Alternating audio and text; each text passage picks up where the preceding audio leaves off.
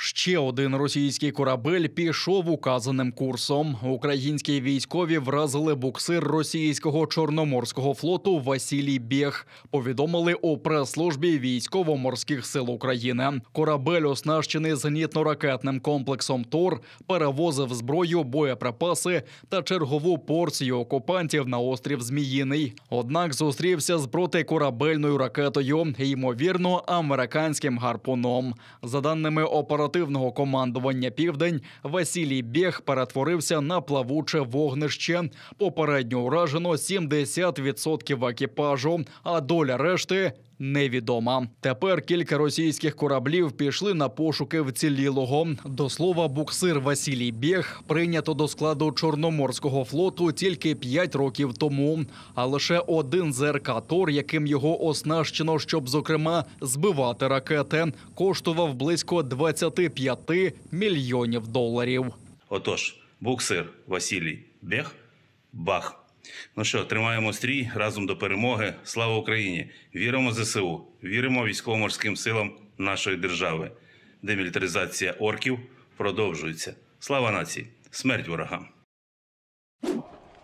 Росіяни намагаються взяти Богородичне. Це на півдорозі від Ізюма до Слов'янська. Штурм відбито. Про таке повідомили у Генеральному штабі. Нелюди продовжують знищувати Сєвєродонецьк та околиці міста. Застосовують ствольну та реактивну артилерію, а по Устинівці завдали авіаудару. За будь-яку ціну рашисти прагнуть оволодіти Сєвєродонецьком, попри запеклий спротив українського війська. Орки втомлюються. Ті, хто приходять, втомлюються. Але щось вони якось поки що не закінчуються. Як ті таргани лізуть з усіх щілин. В Сєвєродонецьку йдуть бої. Місто не захоплено, як кажуть русня. В Лисичанську, всі знаємо, дуже потужні обстріли. На жаль, дуже часто є багато загиблих. Навіть маючи 10-кратну вогневу перевагу, на штурм міста росіяни підтягують додаткові артилерійські підрозділи. Противник намагався провести розвідку боєм в районі населеного пункту Кочубіївка. Наші воїни відповіли влучним вогнем, і ворог відійшов. Коригували вогонь по українським містам, нишпорили біля позиції ЗСУ та збирали інформацію про місця тримання російських полонених. СБУ знешкодила російську агентурну мережу, яку координував радник окупаційного очільника Криму Сергія Аксьонова. Під час операції у Києві, Харкові, Одесі, Запоріжжі, на Дніпропетровщині та Вінниччині затримано 19 агентів, кажуть в СБУ. До всього нишпорки збирали дані учасників національного спротиву, які підпільно протидіють загарбникам на тимчасово окупованих територіях півдня України. Посіпаки росіян можуть відправитися за ґрати на 15 років чи довічно. Ворожою групою керував агент ФСБ, який перебував в одному з районів Херсонщини. Одержані від інформаторів розвіддані він передавав представникам російських спецслужб, серед яких радник так званого голови Криму Аксьонова. Завдяки оперативному реагуванню СБУ вдалося запобігти численним ракетно-бомбовим ударам по цивільній інфраструктурі та житловим будинкам українців. Встановлено, що агентурна мережа була сформована 2 кадровими співробітниками ФСБ для проведення розвідувально-підривної діяльності проти нашої держави. Свідків захисту залякують та чинять на них тиск. Про це заявила дружина першого заступника голови Меджлісу Нарімана Джеляла. Його та братів Асана та Азіза Ахтемових окупанти судять у так званій справі про диверсію на газопроводі. За словами Лівізи Джелял, зараз в окупаційному суді допитують свідків сторони захисту. Люди, не боячись, приходять на засідання і дають позитивні характеристики щодо Нарімана Джеляла та братів Ахтемових. Ни один свидетель, как из стороны защиты, так и обвинения, не высказал мнение, не высказался о том, что Нариман имел некие радикальные либо негативные взгляды или отношения в адрес кого-то или чего-то. И его вся деятельность была, она открытой, достаточно публичной, которую все знали. И вот, и получается, тот мотив, да, который следствие приписывает ему, он просто вот невозможен в этом плане. Выражает огромную благодарность всем тем, кто приходит под здание суда, всем тем свидетелям защиты, которые приходят давать показания, потому что в нынешнее время это помимо своего отношения дружеского, человеческого, это еще надо иметь смелость сюда прийти, потому что, вот еще раз, возможно, повторюсь, вчера один из свидетелей защиты сказал, что в адрес поступает угроза от неизвестных лиц, чтобы люди не приходили, не давали свои показания в сторону защиты. Доносчики, постійне слідкування окупантів та їхніх посіпак і надія на якнайшвидше визволення.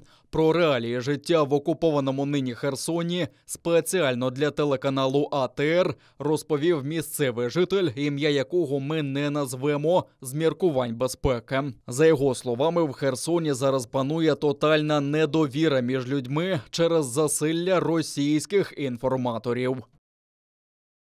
Сейчас не доверяют все и всем. Много стукачей. Вместо сельпо сейчас открыли магазин какой-то российский.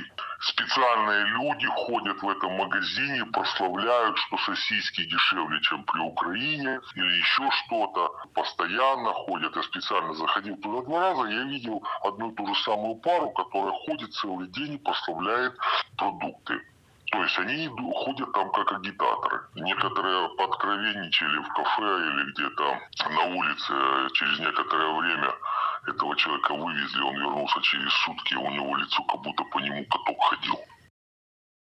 В Херсоні бракує ліків, а ціни на харчі захмарні. У гнітючій атмосфері окупації херсонці мріють знайти українські товари. Однак будь-які гуманітарні вантажі блокуються окупантами. Натомість через Крим завозять російське. Сказать, что они дорогие, это ничего не сказать. Продукты очень дорогие. Фрукты, овощи, конечно, дешевле сейчас стали дешевле. Почему вывоза нету, только в Херсоне их продают. Стали дешевле. Остальное еще 3-4 раза дороже, чем оно есть на самом деле. И в то же самое время все они завозные. Люди именно хотят купить украинские продукты. Но их нет. Все продукты завозятся с Крыма. Процентов 60-70 продуктов завозится с Крыма. Росіян шокували масштаби спротиву херсонців, каже наш співрозмовник. Вони намагаються задавити будь-які форми непокори, однак марно. Люди гучно вмикають з колонок гімн України, розповсюджують листівки та малюють графіті. Незгодних викрадають і катують, тому місцеві намагаються бути обережними. Утім, є і такі, хто не проти окупаційної влади. Возле пункта, который выдает паспорта на Ушакова, там запись где-то человек на 300. Это примерно так. Раньше стояло там 2-3 человека, 5. Сейчас где-то запись человек на 300 стоит. Есть некоторые кадры, но у них выражение лица на уровне интеллекта апельсинового ящика. Люди намагаються підтримувати один одного інформаційно. Найбільша радість – інформація про поступове наближення українського війська. Из уста в уста передают новости и делятся. Говорит, да я читал. Все равно рассказывают друг другу. Сейчас ты через каждых 5-7 метров, где только маленький ресторанчик, маленькая кафушечка или что-то.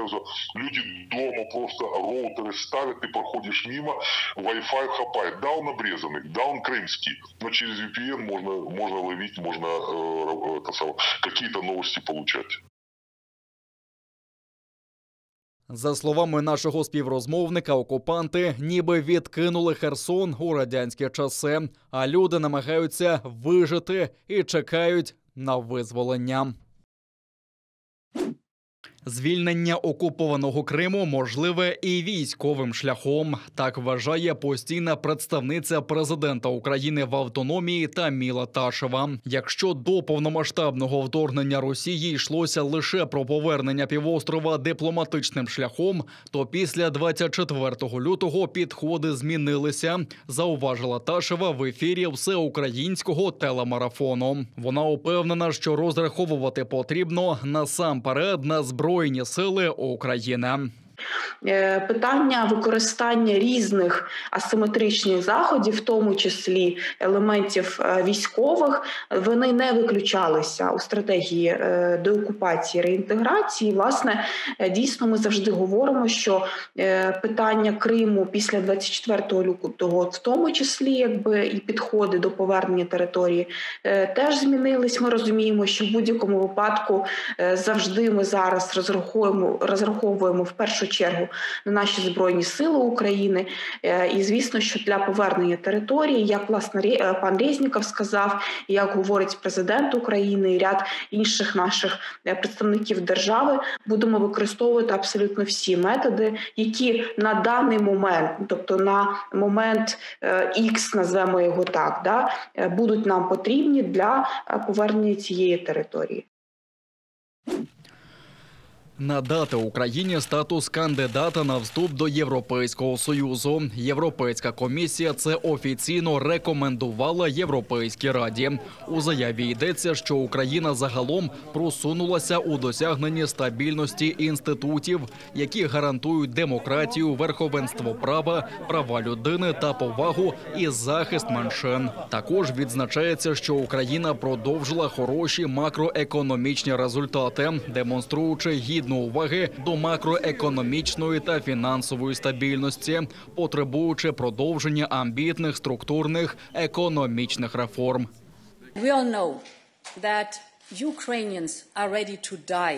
Українці готові померти за європейську перспективу.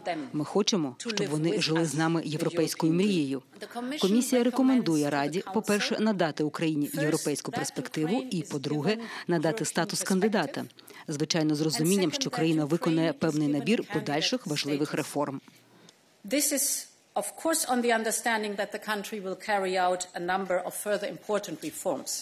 Європейська Рада розгляне заявку України на своєму засіданні 23-24 червня. Рекомендуючи надати Україні статус кандидата у члени ЄС, Європейська комісія надала план дій, який треба виконати Україні перед початком перемовин до вступу України в Європейський Союз. Це судова реформа, боротьба з корупцією, зокрема завершення відбору та призначення директора НАБУ та прокурора САП.